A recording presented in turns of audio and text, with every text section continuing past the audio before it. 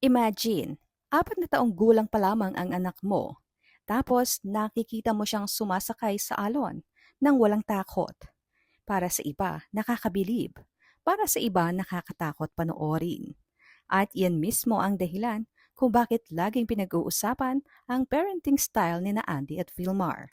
Sa videong ito, ating tatalakayin ang parenting style ni na Andy Eigenman at Vilmar Alipayo na hinahangaan ng karamihan. Ngunit, kino-question din naman ng ilan. May isang bagay na paulit-ulit napapansin ng mga netizens sa mga anak ni na Andy at Vilmar. Hindi ito tungkol sa surfing. Hindi rin ito tungkol sa buhay nila sa Siargao. Ito ay tungkol sa kung paano nilang pinalalaki ang kanilang mga anak. Dahil habang may mga batang halos hindi na pinapayagang umakyat sa puno o lumayo sa mga magulang, ang mga anak naman ni na Andy at Vilmar ay madalas makitang nasa dagat, nasa bangka, nasa ilalim ng araw, at minsan pa nga sumasabay sa mga alon na ikinakakabahan ng panoorin ng ibang matatanda. Kaya ang tanong ng marami, matapang ba itong parenting o masyadong risky? Kapag pinanood mo ang mga videos ng kanilang pamilya, mapapansin mong hindi sila lumalaki sa environment na sobrang kontrolado. Si Lilo, bata pa lamang ay exposed na sa surfing. Si Koa naman ay naging viral matapos makita ng mga netizens na kaya na niyang makiride sa alon sa murang edad. At sa halip ngang pigilan ang mga bata sa bawat galaw nila, tila mas pinipili ni na Andy at Vilmar na gabayan sila habang natututo. At para nga sa ilan, ito ang tunay na dahilan kung bakit mukhang independent ang kanilang mga anak.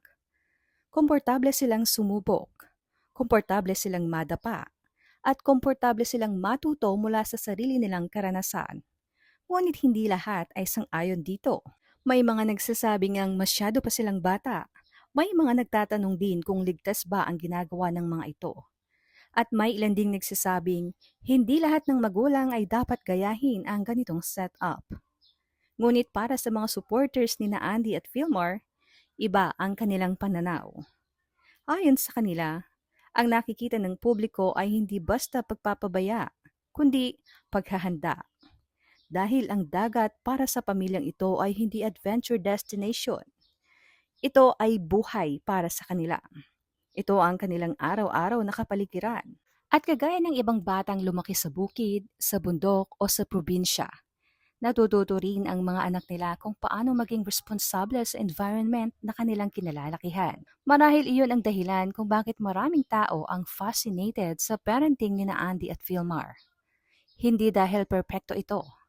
Hindi dahil lahat ay sumasang-ayon. Kundi dahil iba ito sa nakasanayan. Sa panahon ngayon kung saan mas maraming bata ang mas kilala ang tablet o iPad kaysa sa kalikasan, lumalaki sina Lilo at Koa na mas kilala ang alon, hangin, buhangin at araw.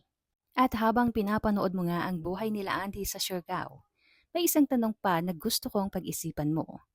Kung bibigyan ka ng pagkakataong palakihin ang anak mo sa isla o sa lungsod, ano ang pipiliin mo? Comment your thoughts below. Dahil sa susunod na episode, malalaman natin kung bakit ito mismo ang tanong na kinakaharap ngayon ni na Andy at Vilmar.